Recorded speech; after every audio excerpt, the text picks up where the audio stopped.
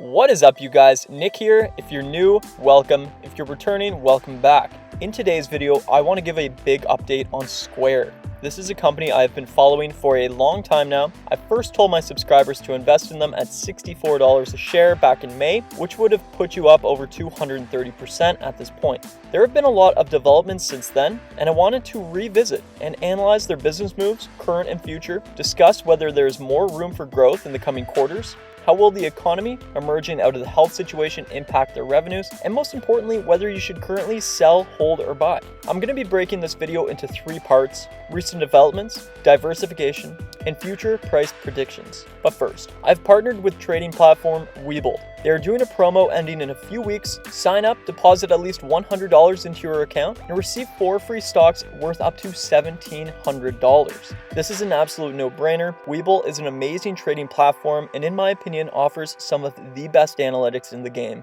There's 0% trading commissions. It's really user-friendly. Just use the link in my description. This promo ends soon, so don't sleep on it. Part 1. Recent developments. Square is rapidly turning into Steady Eddie of the tech industry. Can you rapidly turn into Steady? I don't know, but they've done it. It seems like week after week, they continue to outperform, rapidly diversify their company, and continue growing and gobbling up smaller companies. There have been countless times where I myself have pondered whether there was additional short-term growth left, and time again, they have proved all the naysayers wrong and steadily increased valuations. Without a doubt, Square is my favorite company within the tech sphere, as they are essentially hedged against themselves on both sides of the economy, and I'll explain what I mean by that shortly. Square in just the past month has seen almost a 25% gain, with almost 10% in just the last 5 days. Why is this? Well, the unique thing about Square is that they are becoming so wide-moted. On one hand, they have their point-of-sales POS operating systems well positioned for an economy emerging out of the health situation. As people begin shopping more frequently and visiting brick-and-mortar mom-and-pop shops, Square benefits from a small percentage of every in-person transaction. On the other hand,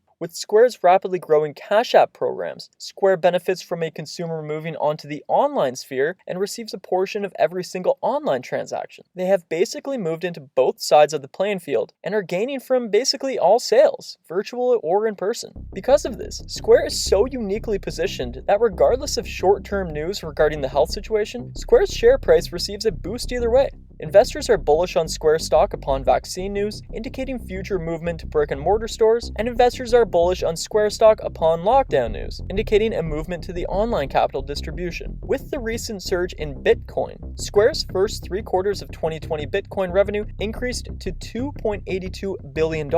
This is absolutely massive compared to their first 3 quarters of 2019 Bitcoin revenue of $339 million. It's important to note that Square doesn't actually directly profit from Bitcoin. Instead, it vastly increases its Cash App transactions, which it does directly profit from, amounting to $56 million in 2020 thus far. What's key here is that it's not about their current revenue generated from Bitcoin-related profit, but instead, it is the increase in users and transactions on their Cash App platform that continue to increase that is of real importance here.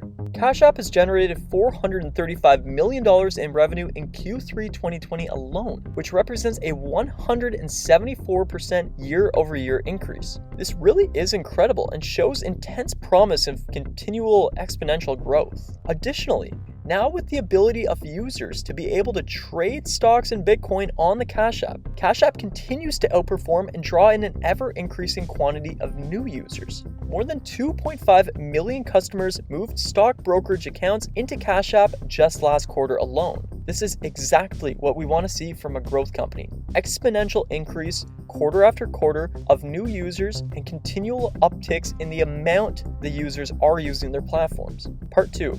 Recent diversifications. As I said previously, Square's willingness to invest in young fintech companies on a continual and increasing basis and to purchase low-cap fintech companies is a huge reason investors are gravitating towards this company. A deal has been finalized between Square and Credit Karma. Square will purchase Credit Karma's tax preparation business, which will be absolutely massive for this company moving forward. As more and more people begin to prep and submit their taxes on an individual basis using tax prep online services, Credit Karma is extremely well poised for the coming landscape. Together with the Cash App portion of Square's business model, Credit Karma will perfectly complement this, and the two apps could potentially be combined, making it incredibly easy for users to file and submit their taxes, and thus incredibly lucrative for Square. Square Capital has been a major component of Square's business operations and will continue to be moving forward. Square Capital is planning on opening up their first bank in the coming quarters, which would drastically increase their gross profit and gross margins upon their lending division of their business operations. Square has been distributing loans ranging from $300,000 to $100,000 to small businesses at an increasing rate during the past couple quarters amidst the health situation. Square typically receives portions of this money through big-name banks. However, with a bank of their own, they would no longer be losing margins to these big banks and could facilitate lending on a faster and less expensive basis. Many of these loans have not yet come back to Square's bottom line. As we emerge from the health situation, as businesses begin opening up and the economy gets back on its feet, Square is expected to greatly benefit and realize the loan fees in the coming quarters. Square's unique approach to distributing loans is extremely business-friendly, as they allow businesses to pay less when their business is slow and more when sales are strong. As sales are expected to increase in December revolving around Christmas and Q1 and Q2 of next year as the economy opens up, loan payments will be dragged up with it, increasing Square's bottom line and their margins. Square has now sent out loans to over 420,000 businesses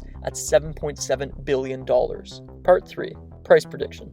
Although Square is no longer an inexpensive stock, there is still so much upside to this company, and I see it as a must-have in my own personal portfolio. It covers and exposes an extremely lucrative and promising space within the tech industry, and although it's unlikely we will see the kind of growth percentages we have seen over the past few months moving forward, the share price is, like I said before, steady Eddie, and in my opinion, has enormous upside left. They now have a market cap approaching $100 billion at $95.833 billion. They remain quite volatile when compared against the broad market at 2.68. They have an extremely high PE of 322, although it should be noted that most tech companies do have extremely high PEs. They have a relatively low EPS of 0.66. They recently shattered Q3 earnings by 18 cents and Q2 earnings by 23 cents, and I really do believe we will see a third straight quarter of beating earnings.